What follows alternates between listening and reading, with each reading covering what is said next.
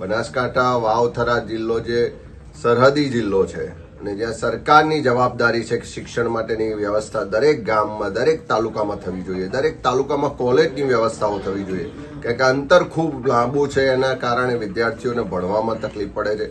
ગુજરાત કોંગ્રેસના પ્રમુખ અમિત ચાવડા જ્યારે થરાદના શૈક્ષણિક સંકુલના ઉદ્ઘાટન માટે પહોંચ્યા ત્યારે એમણે ગુજરાતના શિક્ષણના મુદ્દે વાત કરી। એટલે શિક્ષણની અત્યારે પરિસ્થિતિ શું છે, કઈ દિશા તરફ સરકારે ધ્યાન દેવું જોઈએ, ગુજરાતના શિક્ષણ અને જે વ્યવસ્થા આખી છે વ્યવસ્થામાં કેટલા બદલાવ આવવા જોઈએ એ મુદ્દા ઉપર વાત કરી। વાત કરતાં કરતાં પ્રધાનમંત્રીનો હમણાંનો જે કાર્યક્રમ હતો એટલે 3 દિવસ ગુજરાતની મુલાકાતે હતા ત્યારે શું થયું અને પ્રધાનમંત્રીથી શું અપેક્ષા હતી એ મુદ્દા ઉપર પણ વાત કરી। અમિત ચાવડાએ કહ્યું કે જ્યારે પ્રધાનમંત્રી ગુજરાતમાં આવ્યા તો એ ડમરું વગાડતા હતા તો બધાને એવી આશા હતી કે એ ખેડૂતો એટલે જે સૌરાષ્ટ્રમાં એ ગયા છે, સૌરાષ્ટ્રના પાક નુકસાન જે થયું છે, કમોસમી વરસાદના કારણે ખેડૂતોને જેટલું નુકસાન થયું છે બધા જ વિષયો ઉપર વાત કરશે, પણ પ્રધાનમંત્રીએ ન કર્યું। પ્રધાનમંત્રી દારૂ અને ડ્રગ્સ જેવા મુદ્દે કશું જ નથી કરી રહ્યા।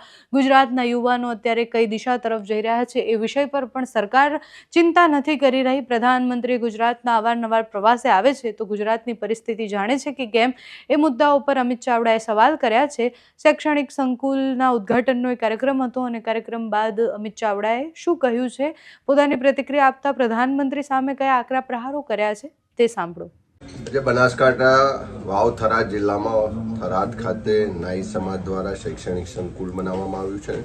જે ગરીબ મધ્યમ વર્ગના જે બાળકો છે એના શિક્ષણની ચિંતા કરીને આખો સમાજ એકત્રિત થઈ અને દરેક લોકોનો સહયોગ લઈને આ સંકુલ બન્યું છે। ત્યારે સંકુલના ઉદ્ઘાટન પ્રસંગે બધાને ખૂબ શુભેચ્છા પાઠવીએ છીએ। અને આ બનાસકાંઠા વાવ-થરાદ જિલ્લો જે સરહદી જિલ્લો છે અને જ્યાં સરકારની જવાબદારી છે કે શિક્ષણ માટેની વ્યવસ્થા દરેક ગામમાં દરેક તાલુકામાં થવી જોઈએ, દરેક તાલુકામાં કોલેજની વ્યવસ્થાઓ થવી જોઈએ, કારણ કે અંતર ખૂબ લાંબુ છે, એના કારણે વિદ્યાર્થીઓને ભણવામાં તકલીફ પડે છે। આ જિલ્લામાંથી કોમ્પિટિટિવ એક્ઝામ માટે ખૂબ મોટી સંખ્યામાં યુવાનો તૈયારી કરે, ત્યારે તાલુકે કોમ્પિટિટિવ એક્ઝામ માટેની તાલીમ માટેના એના માર્ગદર્શન માટેના કેન્દ્રો પણ શરૂ થવા જોઈએ।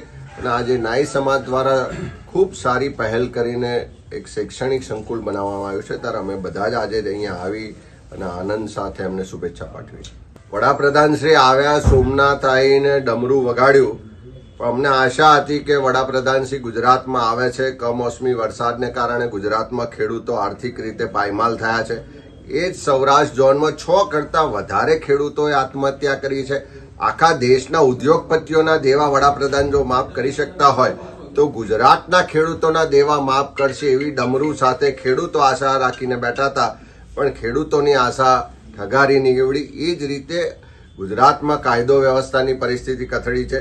જે રીતે દારૂના ડ્રગ્સ સામે આખું એક જન આંદોલન ઊભા થવા જઈ રહ્યું છે, ત્યારે આશા હતી કે વડાપ્રધાન શ્રી એવું ડમરું વગાડશે કે ગુજરાતમાં આજુબાજુના રાજ્યોમાંથી જે મોટા પ્રમાણમાં દારૂ આવે છે એ દારૂ આવતો બંધ થશે, જે ડ્રગ્સને કારણે યુવાધન બરબાદ થઈ રહ્યું છે એ અટકશે, પણ એવો કોઈ સંદેશો વડાપ્રધાન શ્રી દ્વારા ના આપવામાં આવ્યો। ત્યારે હું આશા રાખું કે સોમનાથમાં જે રીતે ડમરું વગાડ્યું એ જ રીતે ફરીવાર આવે ત્યારે ગુજરાતના ખેડૂતોના દેવા માફ થાય, ગુજરાતમાં દારૂ અને ડ્રગ્સનો સંપૂર્ણ ખાત્મો થાય, ગુજરાતના યુવાનો જે ફિક્સ પગાર કોન્ટ્રાક્ટના આઉટસોર્સિંગ પ્રથા બંધ કરવા માટે લડી રહ્યા છે એ યુવાનોને ન્યાય મળે, ત્યારે ખરા અર્થમાં આ ગુજરાતમાં ઉત્સવ મનાવાશે।